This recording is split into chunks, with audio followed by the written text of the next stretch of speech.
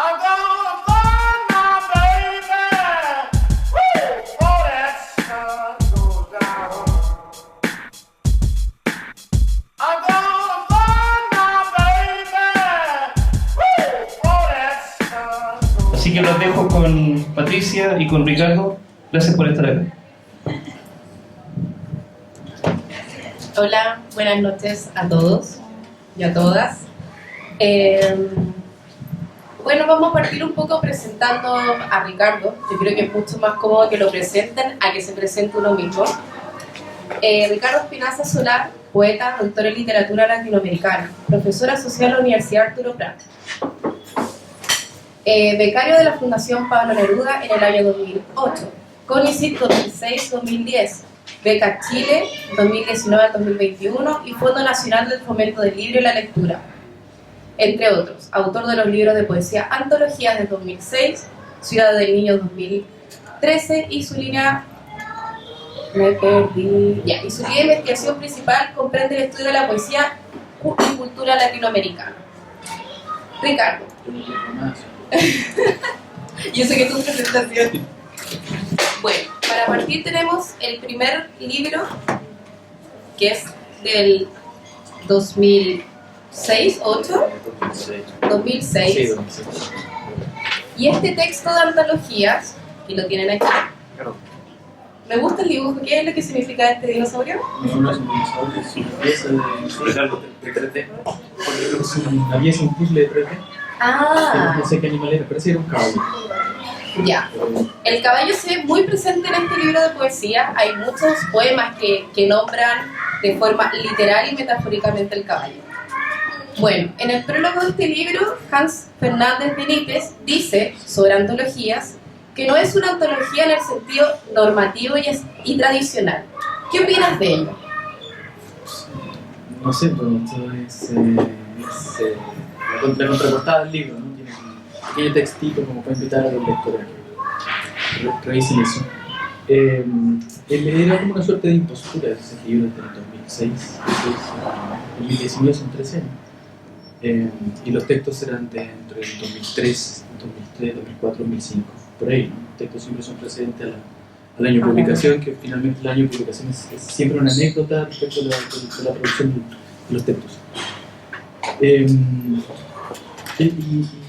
Y bueno, lo del título tenía que ver con... En ese tiempo yo era estudiante y teníamos no un grupo, habían 2 o 3, ¿no?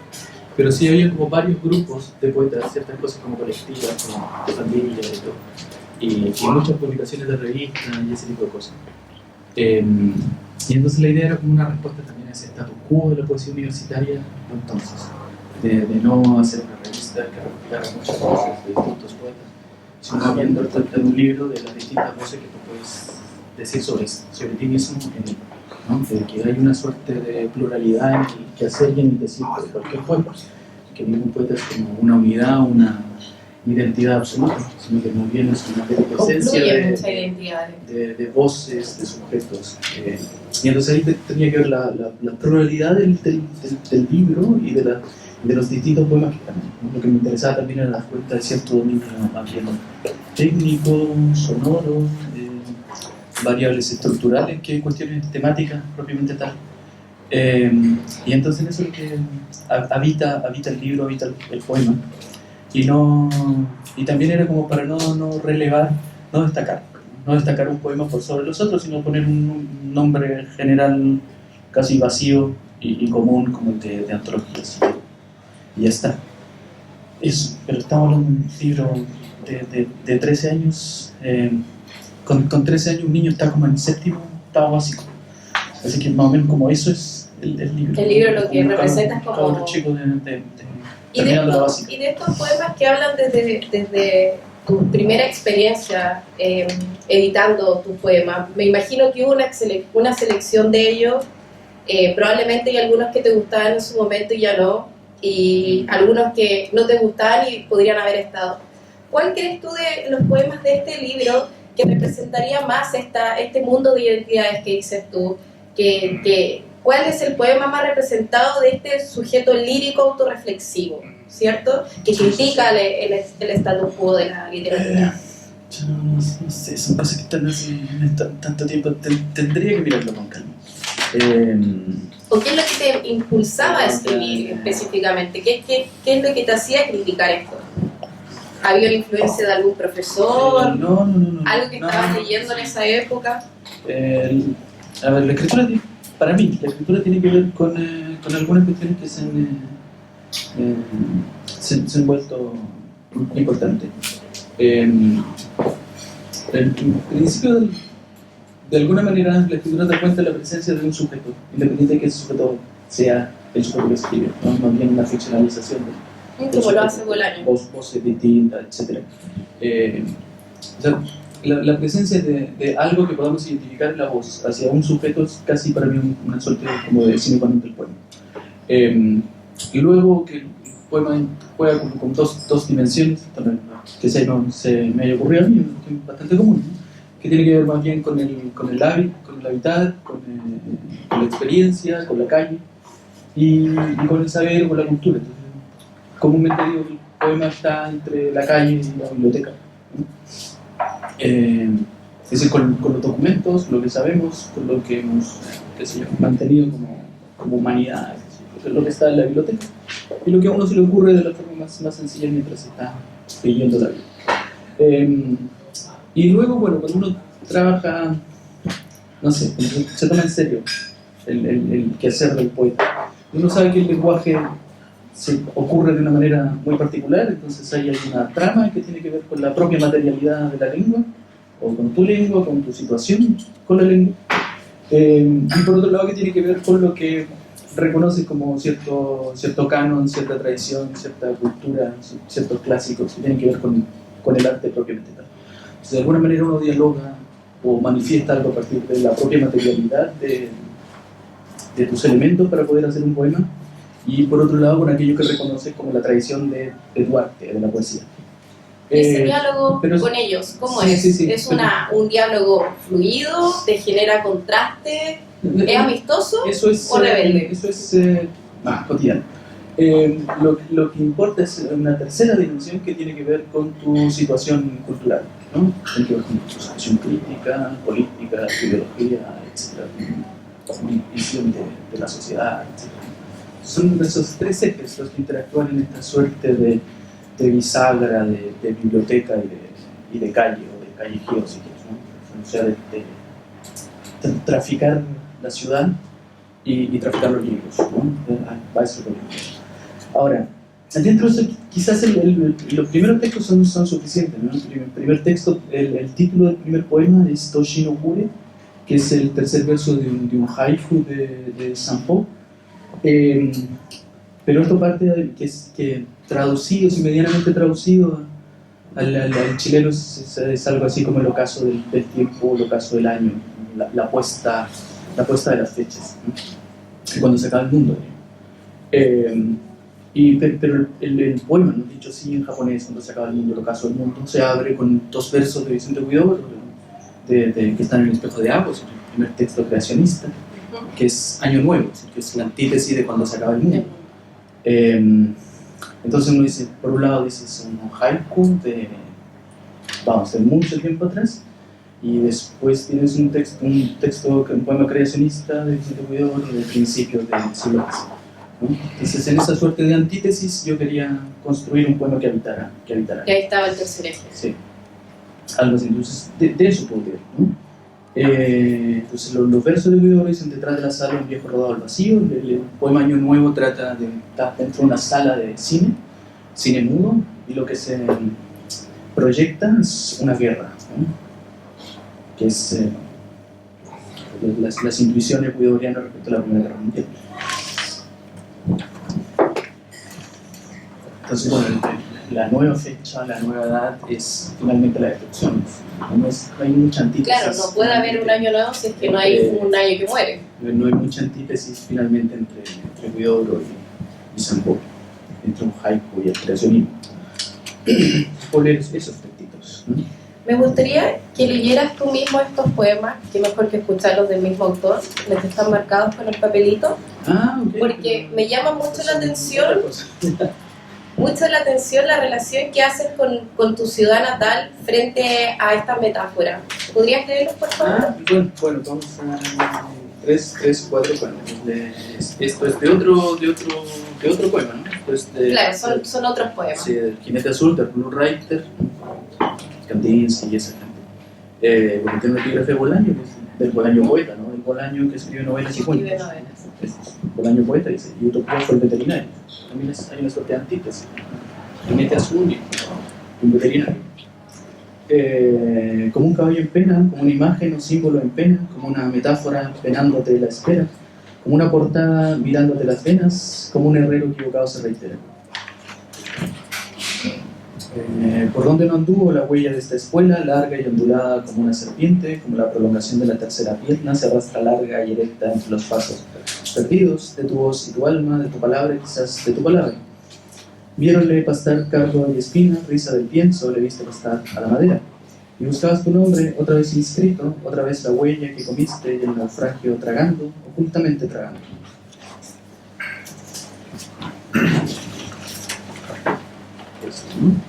Cabalgando en escoba ibas lamiendo por el suelo y el aire, ibas lamiendo la ceniza húmeda en la lengua de esta falacia, en tu sombra de hueso y paja, en tu sombra muda de hueso, músculo, sangre y paja, saboreas el fósil de la angustia virgen, navegas como el señor de su montura y el alambre, el don de la media tripa intensa fachada y del relevo del miedo. Solitariamente ambiguo te cabalgas, te alimentas con hostias y eres hostias líquidas, múltiples, del que no se confiesa en la permuta ni a sí mismo, o de este u otro modo de la explosión, de la nostalgia que agoniza y del trabajo armado en la memoria. Te relinchas, te muerdes y desbocas, te alienas a ti mismo sin saberlo. ¿Escucha? Por lo que yo entiendo leyendo estos poemas en sí antología, siento que hay un leitmotiv que tiene que ver mucho con el lugar donde naciste, ¿cierto? Que es muy distinto acá al norte, ¿Ya? que podemos los nortinos considerarlo el sur. Muchas metáforas del campo, del caballo, de la lombriz, cómo es un proceso de nacimiento, de muerte, la putrefacción, ¿cierto? ¿Cómo influía este cambio de esta ciudad natal al norte? ¿Cómo ha afectado eso en el proceso creativo? ¿Cuáles son las metáforas que ocupas ahora? ¿Qué es lo que consumes para poder escribir? Ya, entiendo. Bueno, ya, pues incluso podemos trabajar de que no responden al hoy. Pero tiene que ver con cierta vida campesina ese aspecto, en principio. ¿Y ahora qué es una vida urbana? Acá es una vida adulta.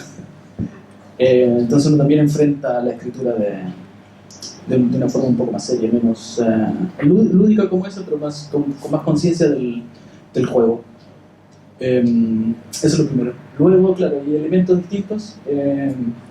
Principalmente vivir al lado del mar es una cosa distinta, ¿no?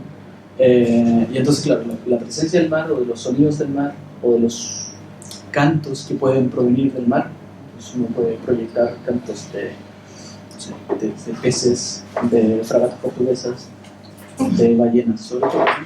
Entonces, claro, son estímulos de la imaginación.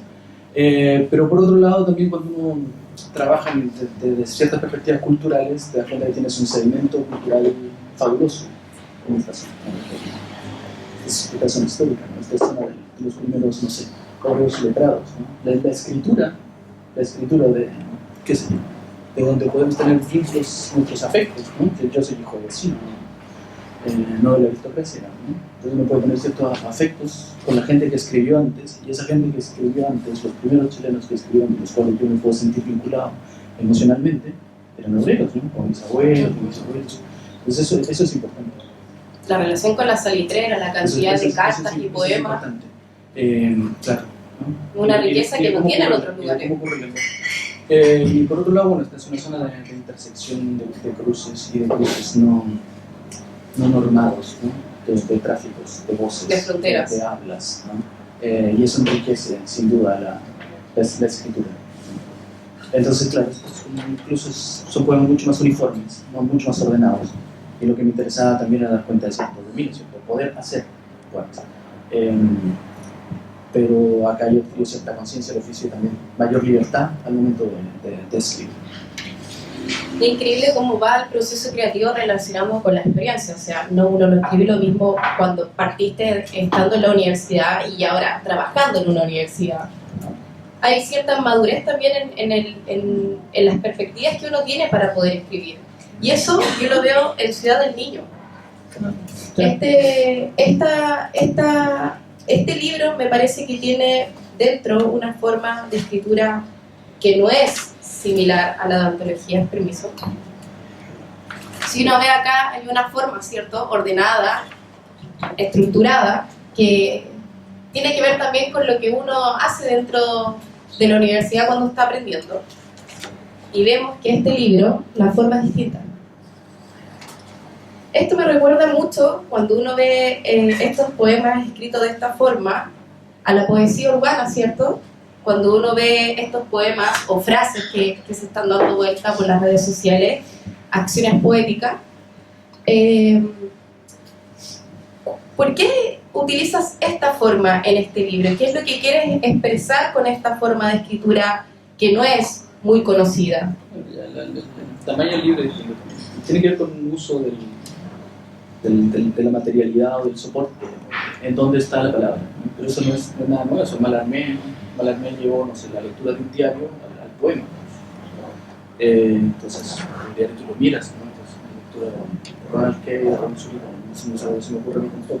El diario tú lo abres y lo recorres. Entonces, que si vamos por TD, un Confederados o algo así, también lo recorre, lo mira, etc. Le gusta, no sé, Apollinaire, los caligramas, y Nostroza sobre todo. Entonces, tiene que ver con eso, con la influencia, pero también con cierta cosa lúdica, con querer jugar y con querer construir una ciudad que sea como la ciudad de nuestra infancia, por un lado. Pero por otro lado también de testimoniar ciertos sitios que solamente puede ser poético, solamente puede ser literario. Como por ejemplo. Como por ejemplo hay una, como filólogo, hay algunos registros, hay algunos estudios que dicen que aquel lugar que Cervantes no quiere recordar, vamos a decir, del cual escapa la memoria, ¿no? Un lugar de la Mancha, etc. Es un pueblito que se llama Villanueva de los Infantes, y eso es muy similar a Ciudad del Niño. También noté que de los primeros poemas representa la visión de un niño que va madurando también en su escritura. El niño en los primeros poetas, por lo que interpreto yo, va viendo con ojos de niños muchas cosas, y a medida que va terminando el libro, este niño tiene una visión mucho más aguda. Se nota que hay un proceso de adquirir esa ciudad de otra forma. Acá también marqué uno que me gustaría que lo leyeses también, para que el público conozca de qué libro estamos hablando, ¿cierto? Y de qué tipo de poesía. Bueno, además, otras dos cosas, ¿no? A una ciudad del niño lo que van a construir ahí en la chimba, cuando se lleven a las viejas, esto en Donoso, lo que es un pájaro de la noche. Hay una relación. Y lo otro es que efectivamente hay un hogar de niños huérfanos en Concepción, que lleva el nombre de una fundación Ciudad del Niño. Que lleva el nombre de un sacerdote. Entonces el sacerdote se llamaba Ricardo Espinosa, y a mí desde chico me movían con eso, Ricardo Espinosa, también es como eso, ¿no? Eso es claro, hay distintas tramas por las cuales uno puede, por lo menos yo leo mi texto, ¿no? También lee su texto, pero pueden haber otras cosas susceptibles de ser halladas o inventadas. Al fin y al cabo, cuando uno lee textos de creación o textos que los produce la imaginación, lo único que medianamente le puedes pedir a un lector es que lo lea también con ese mismo rigor creativo. Lo que se hace con imaginación se lee con imaginación. Entonces, no entramos en la zona normativa de la lectura comprensiva, sino de la lectura creadora. Antes de leer, ¿cómo podemos preparar al lector para leer un libro imaginativo, ¿cierto? Me imagino que tiene que haber alguna herramienta más que la presentación del prólogo. ¿Cierto? Tú como profesor y académico, ¿qué es lo que inspiras en los estudiantes para poder cerrar un poco la mente más estructurada y que se abran un poco a la imaginación? No creo que inspire algo en mis estudiantes que no sea...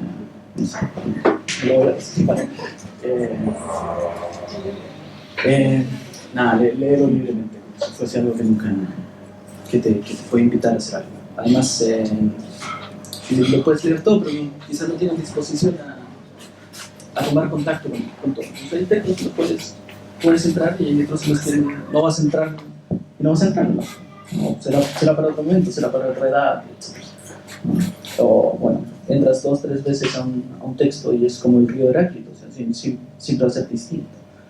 Entonces, El Principito pasa mucho eso. Pasa con Un libro que nos hace leer en el colegio y uno tiene una forma de entenderlo y ya leyéndolo en el momento de adultez entendemos totalmente cosas distintas que no logramos ver siendo niños. Finalmente no tiene que ver con el entendimiento, sino con la posibilidad de acceder a algo, a otra cosa, a imaginar otra cosa, a pensar otra cosa, a crear algo distinto. Son lecturas para hacer, ¿no? Son textos que apelan a hacer algo, no a quedarte con eso. Que te mueve, te movilizan a hacer algo. Montalbetti decía, es como la Biblia, ¿no? La Biblia es el texto más pragmático, que te mueve a hacer algo, a predicar, a creer. Esa forma de leer de pronto es más para los poemas, ¿no? Ya hacer otra cosa. No sé, por lo menos entender algunas dimensiones de lo sensible, ¿no? Entender tu relación con los afectos, con el amor, con la belleza, ¿no? De pronto a mí me viene la idea de que nuestra situación contemporánea, mi género, ¿no? Nuestras relaciones de abuso y ese tipo de cosas, porque no entendió las dimensiones del amor o de la relación con la belleza o de entender al otro como algo bello. Y entonces, bueno, pones tu sujeto sobre ese otro y abusas de este, ¿no? Sobre eso está el último día, ¿no? A propósito de cosas que ocurren y que uno tiene relativamente cerca. ¿Vale? Todo esto. Léalo hasta lo que te sientas cómodo, porque igual es relativamente largo. Son textos fragmentarios que se largan, etc. Como cambiar las estructuras. Al abrir la ventana ella descubre que la mañana tiene un olor de abril futuro. Sí, la mañana tiene olor a abril y a cambio de vocal, y se sabe que un cambio de vocal afecta profundamente los intersticios de la imaginación y los senderos traficados de tu lengua como desvíos volando al sentido que abre y abre la ventana camuflada de Dada cuando escribe la palabra ciudad. Y entonces, en alguna parte de la ciudad, también el día sábado 18 de junio del 2011, se inaugura una calle con el nombre de Roberto Bolaño. Y entonces, en alguna parte de la ciudad, también el día jueves 18 de agosto de 2011, se elimina de una calle el nombre de Pablo Neruda.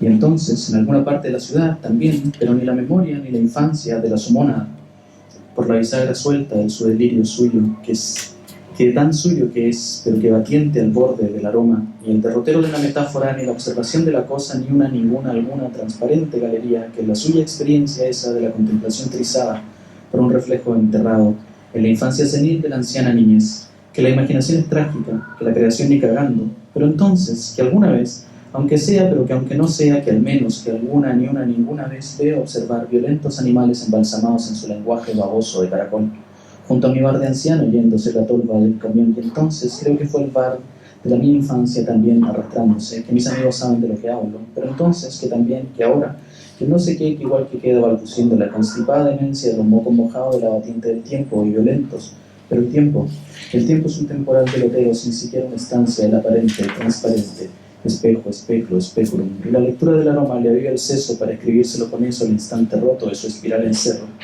que no escribe ni por el recuerdo ni para él siquiera, que ni comparándose con él ni ello, ella, a duras penas ella, no se encima, sin embargo, los recuerdos rescatados del celofán vitral de sus afectos invisibles, de la tierra harta de larvas y lombrices religiosas, hambrientos de su Dios, y por el falso recuerdo que este instante ciego mismo ahora les provoca en el frustrado delirio de la frustración. Por ahí podría. Hoy día estuve investigando respecto a la poesía urbana, la poesía de la ciudad, y encontré una descripción, en realidad era un artículo, que se escribió en el Círculo de los Poetas, que dice: oímos decir a menudo que, dado que la civilización se ha pasado a vivir a las ciudades, ya es hora de que la poesía se haga urbana. Muchos críticos rastrean las obras de los poetas contemporáneos, tratando de asistir al momento en que la ciudad se apodere de sus versos y los incorpore no solo en los paisajes urbanos, sino en los juguetes de la industria y de la tecnología. Quienes abogan porque la poesía se vuelva urbana, olvidan que la poesía comenzó siéndolo, el poema más antiguo y más vivo de la tradición que solemos llamar occidental, la Ilíada.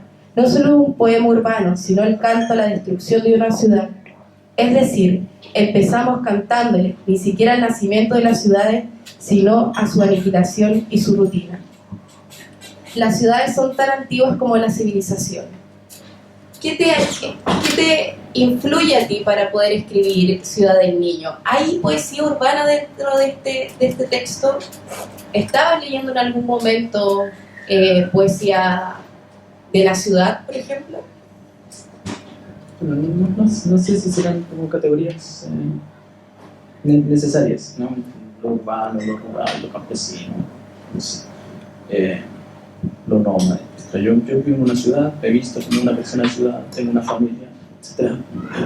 Entonces, uno es también de dónde, en dónde está, ¿no? Y no sé, no conozco la vida de otra manera que no sea en las ciudades.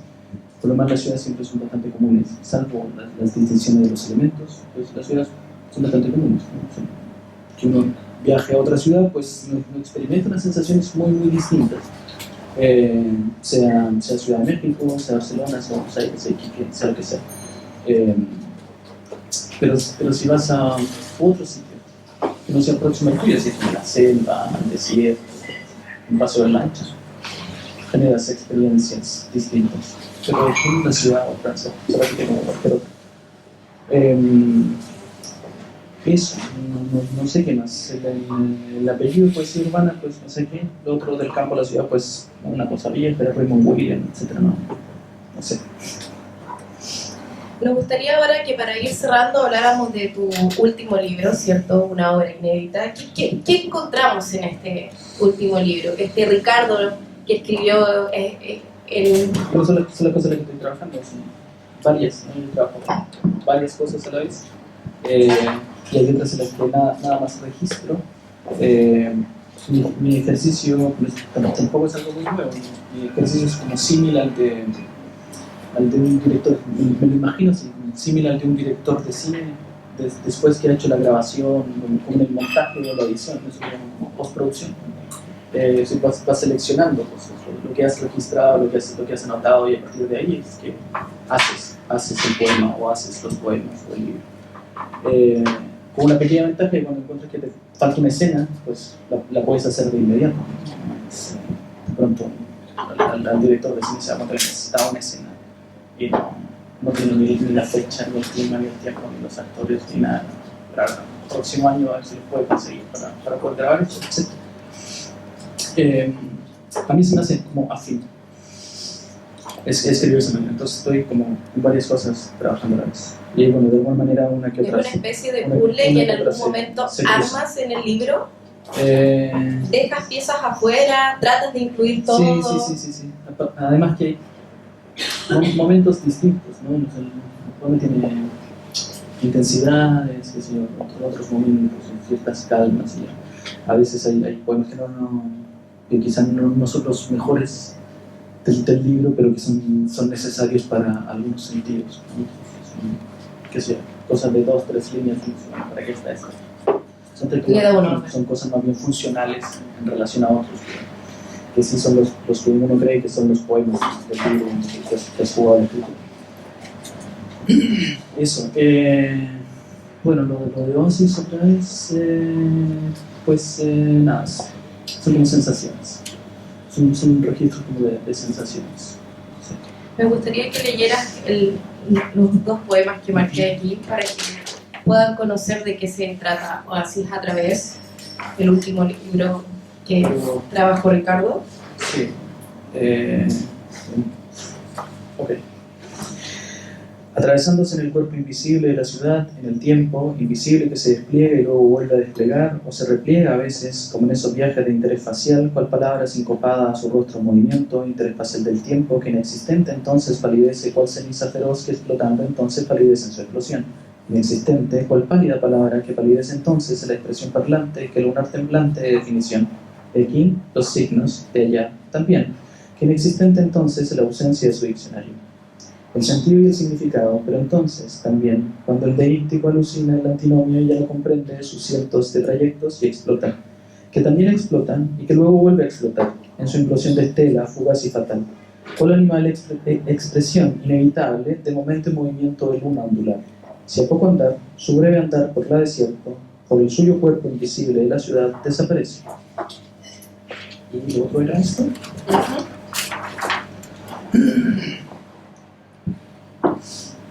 Pues tiene unas dos líneas de John Ashbery, que es un poeta norteamericano, John Ashbery es fundamental, de la escuela de Nueva York, ese tipo de cosas. Tenemos que seguir y el oasis en llamas, eso está traducido por mí, así que probablemente no sea tal cual, pero tampoco importa cómo sea. Las cosas que son una lengua no tienen por qué ser otra. Atravesándose todas las mañanas, desanudado a la palabra que perece sabulosa, desanudado a lo que se ata y desata y que precede a la palabra de la espuma sabulosa de los días, en tiempos de fiebre y temor, bajo el alero del incendio del viento infame y sumergido entre temporales hiatos de lo basal y escombro de la biblioteca de agua del follaje, pero antes, mucho antes de su derribo en el poema anterior, mucho antes de la fotografía de su desaparición en el poema posterior, entre matorrales distancias de lava navegando, entre los ácaros y el adobe de los antiguos documentos del plástico de Babel, sin uso ni palabra ni porqué, y ante el móvil de los prefijos, entre el juego, las reglas y las trampas, o mucho antes o después, así, detenerse un momento y en otro momento seguir. Gracias. ¿Estás pensando qué es lo que se viene ahora de Ricardo? ¿Estás en alguna creación? Sí, varias cosas. Varias cosas. Bueno, mi trabajo se divide como en cuatro. Mi vida se divide como en cuatro situaciones medianamente ordenadas, ¿no? Una cosa tiene que ver con mi escritura, otra cosa tiene que ver con la labor de la academia. Y nutriéndose y actualizando. Uno va investigando la relación de eso con la docencia, con los estudiantes, ese tipo de cosas. Y luego, pues, mis afectos, que aunque son próximos, también son distintos. Tienen que ver con mi mujer y con mi hijo. Y Jesús. Y ahí se acabó mi vida. Exacto. O sea, mi escritura que se divide como en dos, una cosa más seria, es la cosa académica, y una cosa que es más monstruosa, más vivencial también, que es, hasta cierto punto, que es la escritura poética, y bueno, mis dos afectos, mis dos amores. Eso. ¿Dónde podríamos encontrar tus libros? Si así alguien quisiese ir por ellos. No lo sé. Pueden pedir la fotocopia entonces. No, le fotocopiamos los libros. Hay que piratear. No importa. La voz de un poeta es lo menos importante. ¿Alguien quiere hacer alguna pregunta, Ricardo? ¿Alguien quiere saber algo más de este poeta? Yo, Ricardo, me gustaría saber, en un principio hablabas de la calle, de la academia, de la calle, lo callejero, y ahora al final también hablabas de hacer una división entre tu creación y tu familia. En esos 4 puntos, ¿en qué converge tu poesía ante esos 4? Sí, entiendo. No, el poema está en... Es como la desestructuración de la vida, ¿no? Entonces, hay como... Bueno, el doble, ¿no? Borges, el doble, Stevenson, Mr. Jekyll, Dr. Jekyll, Mr. Hyde. También es eso. Es el Dr. Hyde y el Mr. Jekyll. Y de alguna manera el poema es una fuerza que inunda el todo. Entonces, claro, mi mujer aparece en los poemas, mi hijo aparece en los poemas, etc. Y también todo lo demás. Eso es una suerte como de simbiosis, sinergia, una palabra así que relaciona todo, pero que se manifiesta como en mi forma de vida cotidiana y en la escritura, que es lo más próximo a mí, creo yo, pero también lo más distante, ¿no? es lo menos ordenado de mi vida, o lo más delirante de la vida, un tipo medianamente burgués como soy yo. Sí, eso en parte. ¿Alguien quiere hacer otra pregunta? Sí, tengo dos preguntas. Ah. Así que, ¿Alguien quiere hacer tres preguntas? me llamó la atención cuando Ricardo habló acerca de las dimensiones de la poesía, que una dimensión, cierto, es lo que está en la biblioteca, el testimonio, la memoria, algo que uno de por sí trae consigo en su formación, ya sea académica o de cualquier índole, ¿no? Y por otro lado también está esa segunda dimensión de la que hablan, es el estímulo que te entrega lo exterior, la calle, el mar, en ese sentido. Pero hay una tercera dimensión, que fue la que a mí más me llamó la atención y me gustaría que ahondara cuál es esa tercera dimensión, si esa tercera dimensión puede ser lo político de la literatura, la especificidad de la literatura, la catarsis, la emotividad. Me gustaría su visión, cuál sería esa tercera dimensión que es importante. Y lo otro que me llamó la atención también fue cuando hablaron acerca de la lectura, porque sabemos que es cierto que en la Edad Media se leía en silencio porque había poca luz, porque en los conventos no se podía meter bulla, entonces la forma de leer ha cambiado. Y leer algo imaginativo como la poesía requiere también de cierta imaginación en la lectura, lo que podríamos llamar la performance, la performatividad, ¿no? El espectáculo. Y el espectáculo viene de espectar, de mirar. Y me gustaría saber qué es lo que miras tú específico cuando escribes. Al menos en lo que no está editado, porque en los primeros dos libros, ¿cierto?, la entrevistadora dio su visión y me pareció acertada. Te sale el gordo, me gustaría saber cuál es esa tercera dimensión importante para ti y qué es lo que miras al momento de escribir lo que todavía no has publicado. Sí, bueno, esta otra dimensión tiene que ver con acceder a zonas que no tienen nombre, donde no hay lenguaje, donde el poema solo lo aproxima. Entonces, es lo indefinido. No me gustaría usar esa palabra, pero quizás lo que más se aproxima tiene que ver con el misterio. Eso es una cosa. Lo otro era sobre la lectura, ¿decías? ¿Qué es lo que tú miras, lo que tú lees como autor al momento de escribir? Ya, ok. Pues lo que esté menos próximo al espectáculo, a la bulla, a la luz, no sé. Como buscar lo indecible que decía al principio un poco, ¿no? Sí, pero más bien como lo cotidiano, lo próximo, lo que uno tiene como más cerca de sí mismo. No es ni lo sensacional, ni lo espectacular, ni lo que tiene que ver con efectos, ni nada de eso. Sino lo que las dimensiones más sensibles por las cuales uno podría reconocer algo como humano, ¿no? Creo que todo lo demás está mediatizado por cierto status quo de la sociedad en la que vivimos, entiéndose de la importancia del capital y del capital invisible y este tipo de cosas. Entonces, a mí no me interesa, ¿no? que otros se dediquen a eso. Pero bueno, a mí no me importa escribir mis cosas porque es algo que parece que he hecho siempre, entonces no lo puedo dejar de hacer. Uno no puede, como a la gente que le gusta ir a la plaza de toros, pues, por más que entienda el maltrato animal, pues, como pulsión. Uno no puede ir en contra de ciertas pulsiones, ciertas pasiones. Entonces, por luchar con esas pasiones requiere un tratamiento. No creo que yo vaya a un psiquiatra para dejar de escribir así. También por otra vez. Pero es así como diciéndolo ahora, ¿no? Yo quiero hacer una pregunta. Sí, por supuesto. No me quedó claro de qué ciudad, tu ciudad natal. Ya, ok. No, yo fui penquista. Soy una suerte como de ex-penquista o post-penquista. Ya. De Concepción. Sí. Ok. Un amigo decía que el gentilicio de los penquistas eran conceptuales. Sí, algo de eso parece que tuve en algún momento.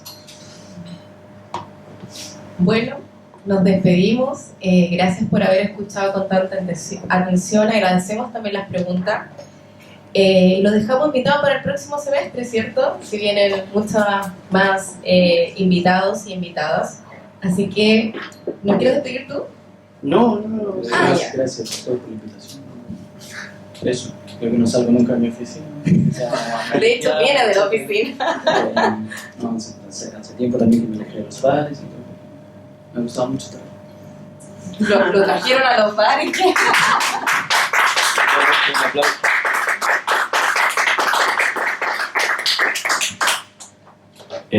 Bueno, muchas gracias a todos y a todas por haber venido. Gracias Patricia, gracias Ricardo.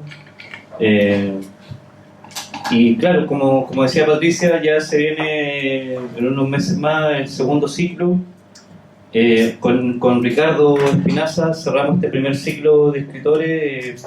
Por supuesto, muy interesante conocer una obra de alguien bueno que no es del norte, pero que está acá hace mucho tiempo y ya se declara nortino, y que ya le gusta el mar, digamos. Bueno, no, el mar siempre me gustó, pero nunca lo tuve tan cerca.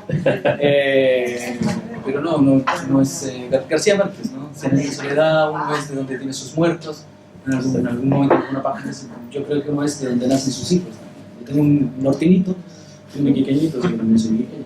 Ya está, así lo resuelvo. Ok, entonces, bueno, Ricardo, muchas gracias, repito, Patricia también, muchas gracias por haber accedido a esta entrevista, por estar acá, y nos encontraremos pronto en el segundo ciclo con nuevos invitados, con nuevos escritores, artistas locales, y de esta zona, donde hacemos de alguna manera nuestro oficio. Muchas gracias a todos y a todas. Gracias.